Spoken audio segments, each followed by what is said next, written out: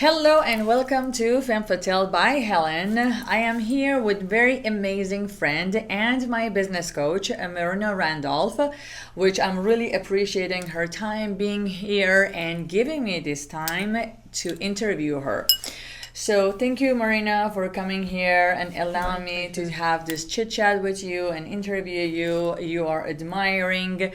I met you at YPO organization, Yes, and then you are definitely stood up, although there is so many amazing women, but I feel like I'm so aligned with you. You're full of beautiful energy, and it just reflects like to your surroundings, and I just love to be around you. Thank you so much for coming. Oh, my pleasure. It's so funny if people knew how we met and our first interactions and we've had multiple 7-hour lunches and dinners together, which I think, formed like an instant bond and connection. So I'm happy to be here. I'm so excited. Thank you. Thanks for having me. You're so amazing that after a couple of sessions, I just realized, wow, this is the business coach that I wanted. This is a coach that I wanted. Like, you're so wise. You've been around so many people. I want you to like also tell my audience like what is your work experience, and then and where you came from and how did you start before us going to talk about women and woman unity and all this kind of stuff. I want you to a little bit introduce yourself to the audience. I mean, first of all, it's so amazing that you would say that about me, because that's really, why I've started Female Founded, is because I think I really found a sweet spot where, you can be friends, you can be confidants, you could be advisors, you can help each other, women grow for the greater good. And this is effortless for me. I just love talking. Number one, I love talking to women. I love helping other women. It's I think my career has culminated to this. So a little bit about me. I've somebody that knew at a very young age like what I wanted to do, right? So 8 years old, I knew I was going to be a businesswoman. I set up my own desk on my driveway, and from that day on, I just knew I was going to be in marketing. I applied to one college, I applied to one major, and I followed that track literally my entire life. So here I am 30 years later, without giving away my age, but 30 years later, and really still passionate about marketing and how and marketing has a lot to do with human psychology, if you think about it, right? Understanding human behaviors, human patterns, like what our limiting beliefs and what our mindset can really do to either hold us back or propel us forward. Okay. But it wasn't really into where I had my first real traumatic experience, which was ending a 26-year marriage, that I realized that was my rock bottom. I had to hit that rock bottom to truly develop the level of empathy and relatability to do everything that I knew logically, and maybe had the wisdom to do, but couldn't feel it until I personally hit my rock bottom. And so when I did, and how I built myself up by being super open, making it a real full-time job to understand myself and my surroundings, and to hold myself personally accountable as to how I ended up where I was, that I really now want to make it a mission to help other women kind of grow their mindset the way that I've taught myself how to do. Yeah.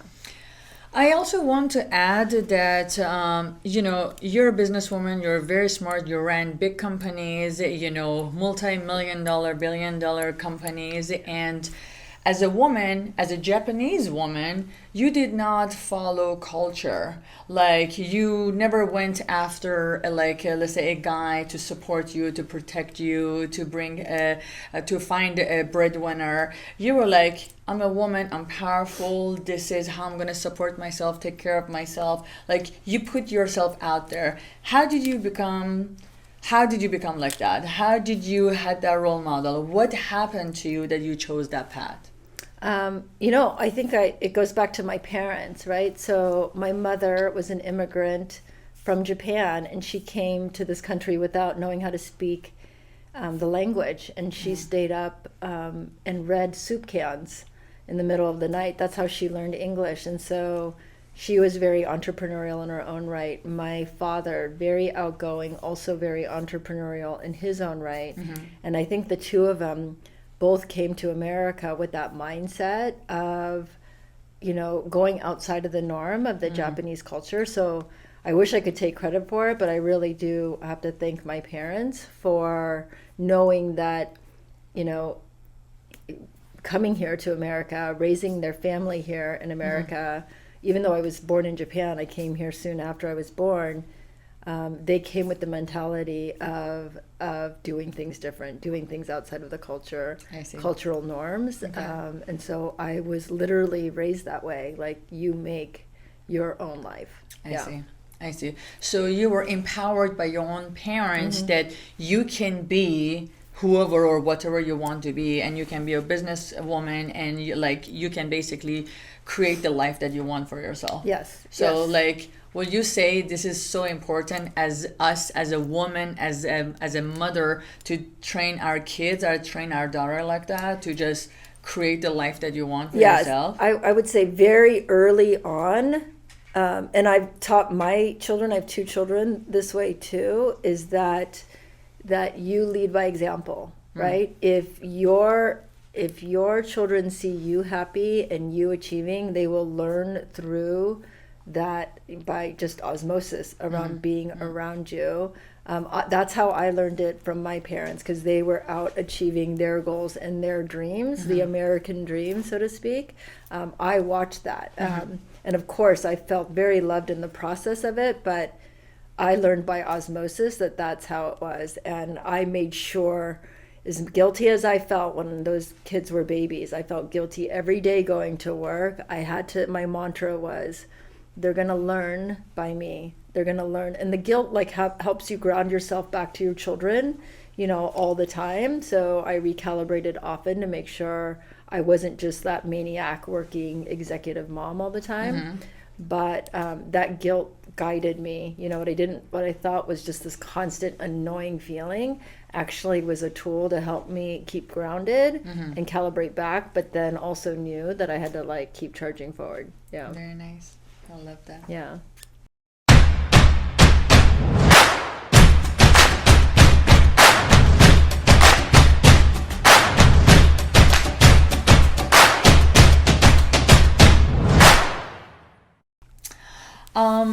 We talked about what subject that we want to discuss today, and there was a couple of different topics, and then one of them we both agreed was, how can we bring unity to the woman, to woman? We live a society that we suffer from lots of different wrong belief system, wrong upbringings, culture, religion, pressure from all over.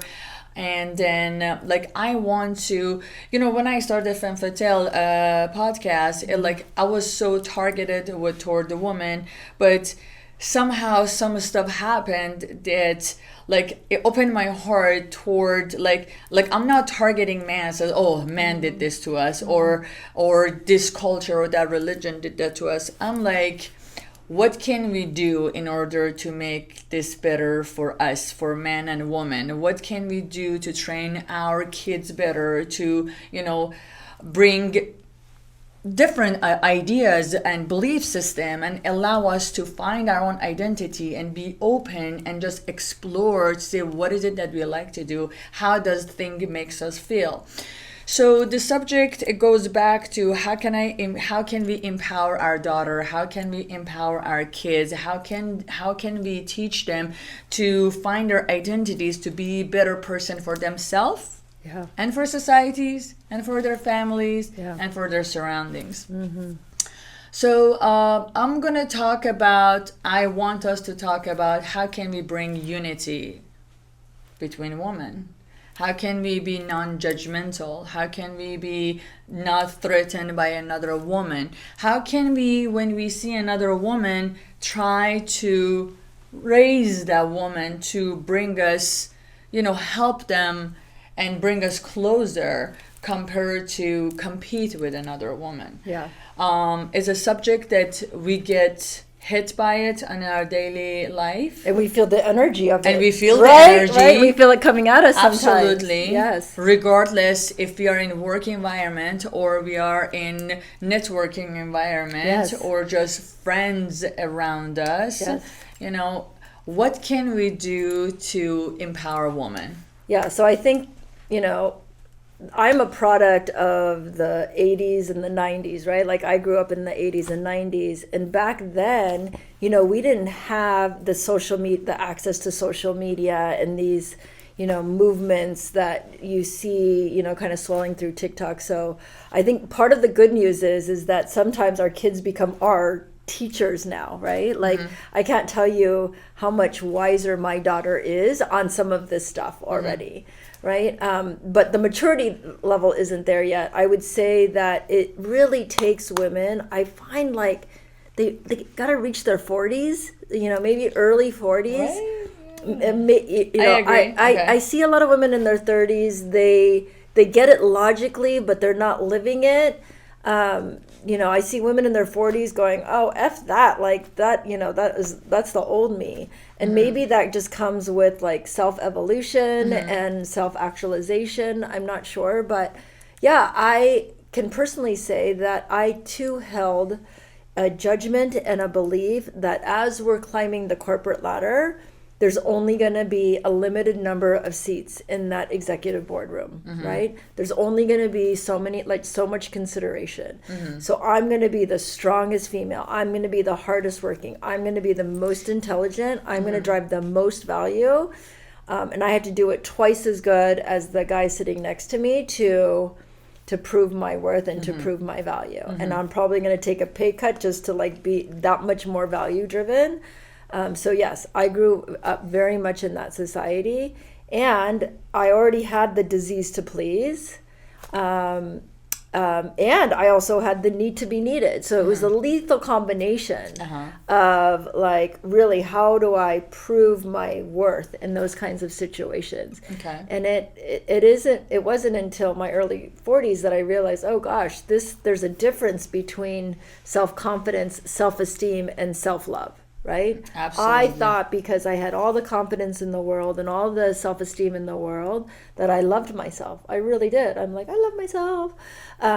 That's not the case. And when you lack the self-love, I think you realize like that's where the jealousy comes from, because that's where you're like, there's a trading, or there's like a little bit of a horse trading that's going on because I don't feel worthy. And you're holding a characteristic where I don't feel worthy, I'm going to reject you. I kind of like you because you have it, but I'm also going to be really leery because I don't have it, right? And there's like a horse trading that happens that I think as we grow older and we're just become more comfortable in our own skin and the self-love does grow, that you let that go and you're just like, oh my God, no. I love that you can do something I can't do. Will you teach me? Right. So that level, reaching that level of vulnerability with other women has become like such a passion of mine. It's my purpose. What a beautiful point that you just mentioned, because more and more you love yourself, like you are happy with what you are. Yeah. So like, I'm happy that this is my disability and I don't have what you have, but I want to learn that from you. Yes. But I'm really truly happy with what I am and with what I have. Yes. And like, but don't you have to get there first before? You have to get it there. Because if you're not loving yourself and then somebody else has something you want, you're like, she thinks she's all that. Yeah. Right? Like there's that kind of like, whatever, she thinks she's all that kind of attitude. 100%, 100%. And then you feel less about yourself. Yes. I was there. Yes. I can say in my early 30s I was there. I felt like too. I'm less of a person. Look, that person is so capable. Yeah. And I'm not. like somehow, like, I don't know, my body is not very wired through like a jealousy. I don't feel so many jealousy, but I felt less of myself. Okay, so maybe it didn't trigger the jealousy with me, but it didn't allow me to go to my maximum potential, because I felt I'm not worthy enough. Like, I don't have that quality that that person has in order for me even to get there.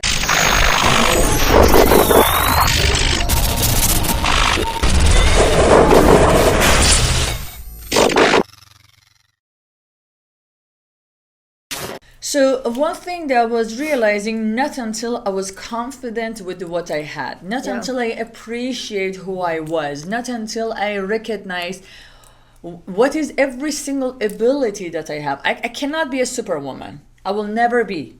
Even superheroes, they have, like, you see, like, is a Spider-Man. What can they do? Boo! They can. They have a talent of, like, having their web going wherever, or like they can fly, or like they have this hammer that can break things. Even power, they have their one magic power. And then I got comfortable with my magic power, so I can appreciate, like, what is my magic power? Who am I? What is it that I'm putting out there, that I'm comfortable with myself, that I value myself? Now I'm interested, because now I'm comfortable with myself. Now I'm interested to know your magic power. Right. What do you have? I can do this. What can you do? And the funny thing is that whether you're 20 or you're 30 or you're 40, you already possess that magic power. So maybe if we get women to understand what that is as an earlier age, because I don't think we're really learning that about ourselves until our early 40s. True. Maybe if we can, have some kind of way that women can discover that. Because when you have that fulfillment in yourself and that confidence, and you're just rooted in that, like, this is what makes me so different and special, then everything is love, the giving, my abundance mindset, like, flows from you, because your cup overfloweth, right? Your cup overfloweth, you're giving, because you can't contain anymore. Correct. For yourself. Absolutely. Absolutely. And another thing, I was just thinking, as soon as you feel like something happened that you get triggered and you get jealous.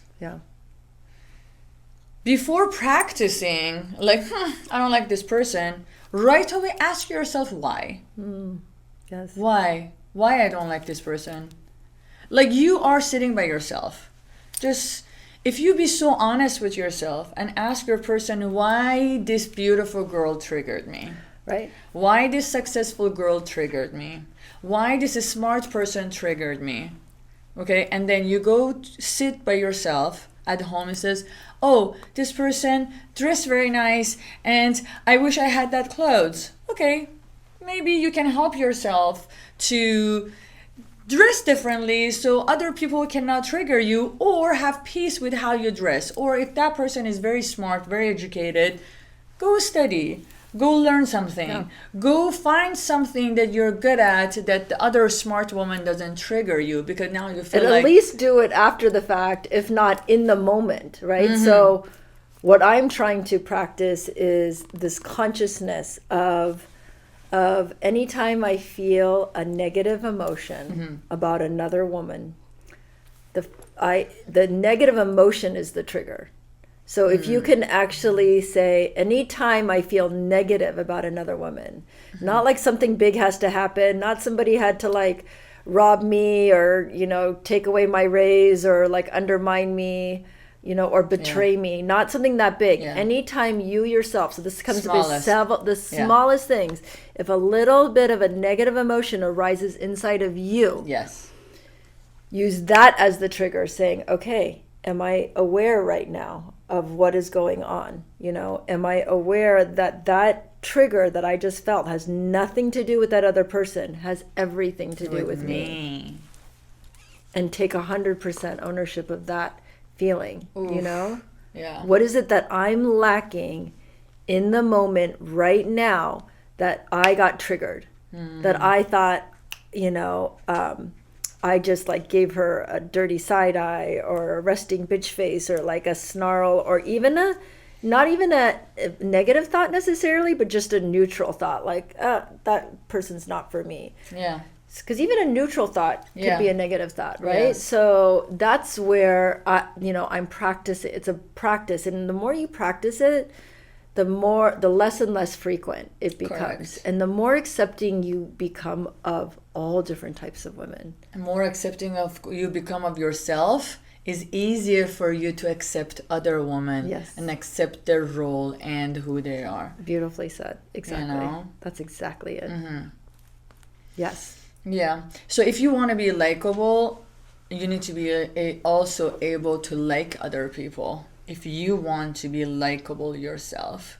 Yes. So you need to put out the energy. Yes. So I think for myself, I start practicing whatever I want to find outside myself, whatever I want from other people, I want it to be that for me, and I want it to come from me. Right.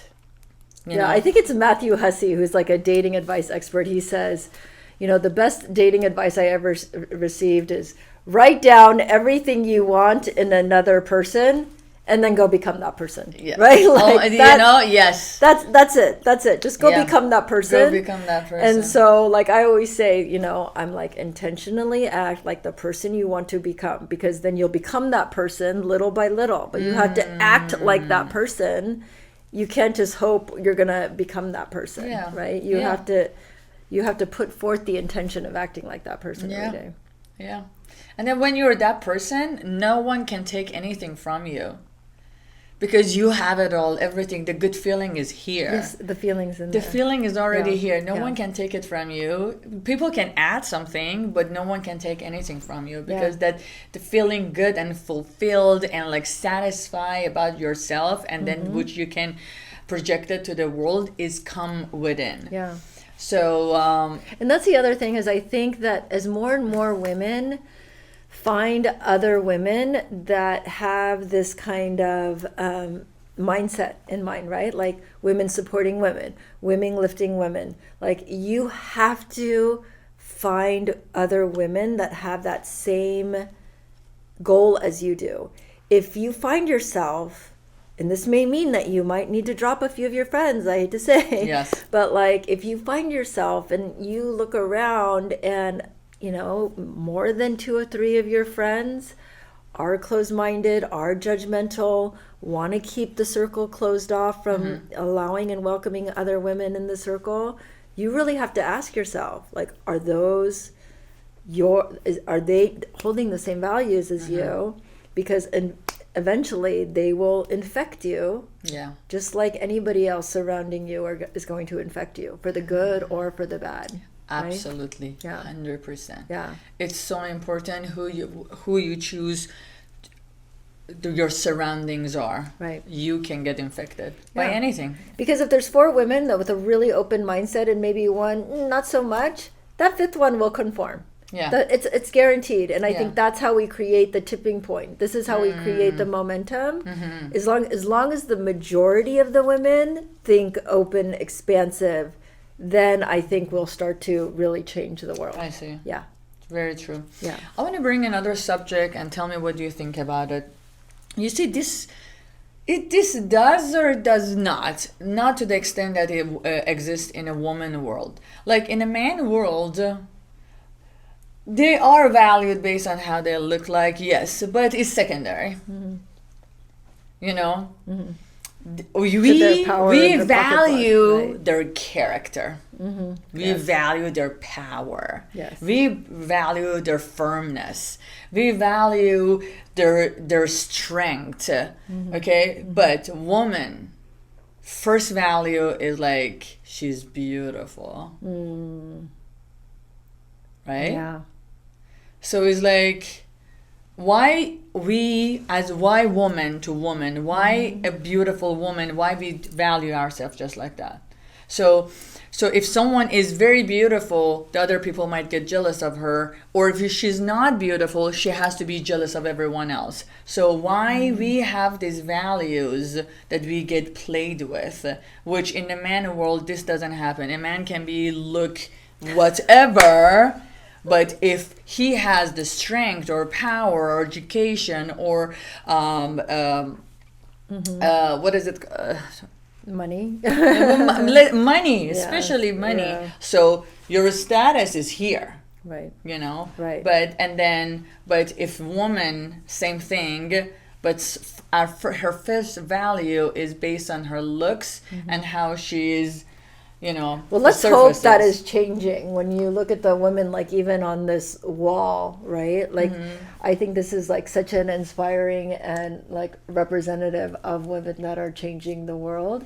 And you know, I do think I just see it as, in a way that it is starting to change. But I don't disagree with you. I mean, women are just easier on the eyes in general, right? So I do think that, yeah, visually, and men holding the seat of power right now, right?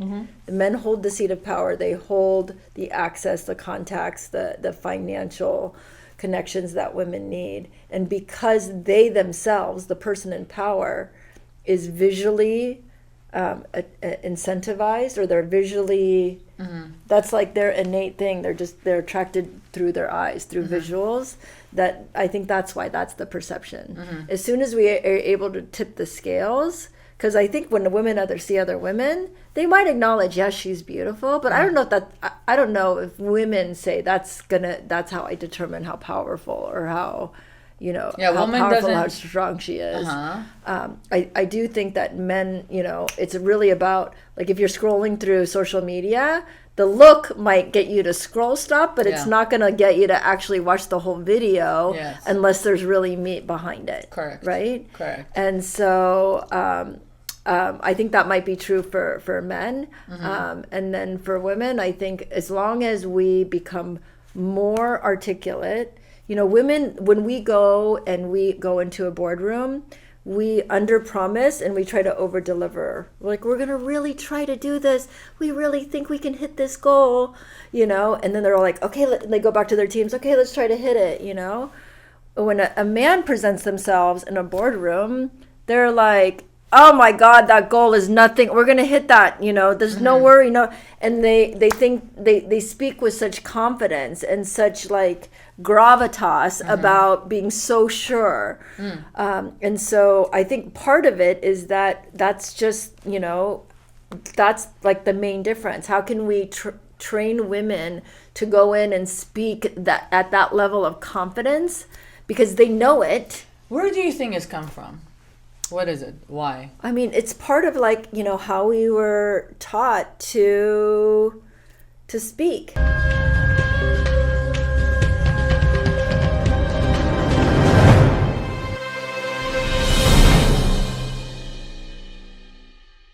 I really think that if I had to think about why women do that, it is a lot to do with society, the way that we were conditioned. We think that we're supposed to be polite.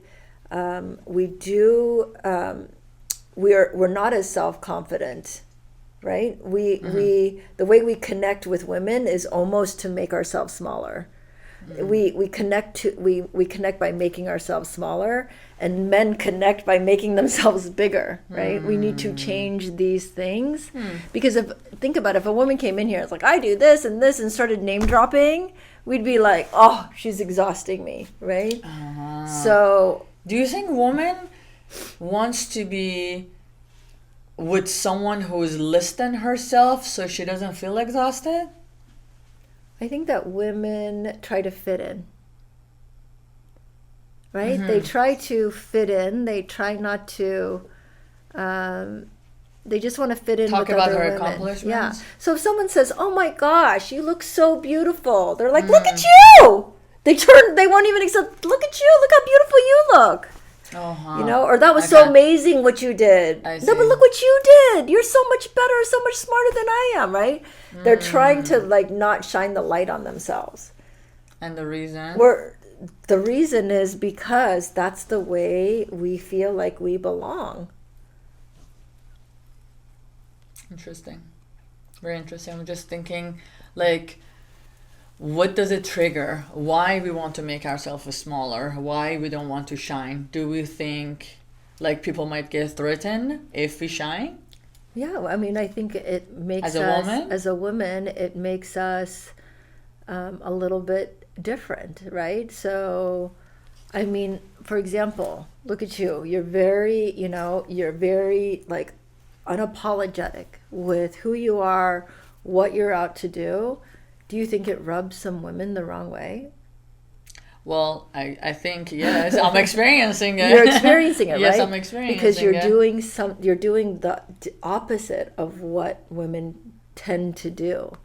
But don't let that stop you. No. Because that's when more women can be like you, but then also when they actually meet you, see that you're still about the collective female and about the unifying of female. They're going to start to realize, light bulb, you mean I can be this unapologetic about who I want to be and what I'm going to accomplish, and I can be as loving and caring to other women? You're really setting the example, Helen, I believe, of like how women are going to be. You're ahead of your time in that way. It's like, don't apologize, be you. One thing I want to add to how do I gain confidence for myself is because I tell myself that I don't know everything. But I also tell myself on a daily basis, as soon as I get somewhere and everyone knows so much and I only know my field or I know this much, but I'm good in something else that I know I'm good at. So on a daily basis, I repeat to myself, Helen, be yourself. Like as soon as I want to talk with anyone, says Helen, doesn't matter where you at, doesn't matter what you do or how much you make, be who you are and be comfortable with who you are. So this is how sets the set the tone. Set the tone for me. Let's say if I'm sitting in front of all self-made billionaires, or if I'm sitting in front of the people that they are whatever position in their life, so I can be myself because I'm comfortable with who I am. I know who I am. I want to be better on a daily basis. Yes. I put myself in a situation to be on a daily basis. Yes. But on a daily basis, I tell myself, be comfortable with who you are. This is how I gain my confidence. I'm comfortable with what I am, and I want to learn more, but I'm comfortable here. Comfortable with who I am. Yeah. And that is, what we're all on the journey of ultimately is how do we be comfortable with who we are? Because people always say, just be yourself, be yourself. I guarantee you most women don't know what that, how. Yeah. They're thinking, oh, how do I do that? I'm so used to performing. I'm so used to pleasing. I'm so used to hiding my, true insecurities about this thing that we don't know how to be ourselves. When I was divorced, I remember my father called me, oh, you have all this baggage. So we will tell ourselves, oh my God, I'm divorced, baggage. I have kids, baggage. I'm this, baggage. So it's like I played this sound, this voice in my head for so long that I told myself that I'm not good enough until I realized if I'm really good enough, or if I'm really holding a value or not, or how should I be proud of myself. When I recognized that, then I was like, ooh, now I'm unbreakable. You can sit here, you can't even insult me. You can't. No, because that's what I noticed about you. You put things on the table. Yeah. So it's like, I've already told you everything about my life. Yes. So I put all my shame on the table. Go for it. What do you have to say? Yeah. There's nothing. There's nothing to say. Yeah. Whatever you're going to say, I'm going to Yeah. I already told I you. already told you that. There is nothing else out there. Because I'm comfortable with my mistakes. Yeah. Actually, so many of those mistakes, I made them intentionally because I just want to see how it feels. Right. So I'm comfortable with doing it. So let's teach women how to put lay their cards on the table. Be comfortable with what you did. Comfortable. Be confident with what you put out there. And then when you do that, there's no one can bring you down. No one. I love that. I love that. Thank you. So thank you so much for being with us with Femme Fatale by Helen, with my guest Marina Randolph, and I appreciate your time. It was a pleasure. So much fun. You can say bye over there. Bye.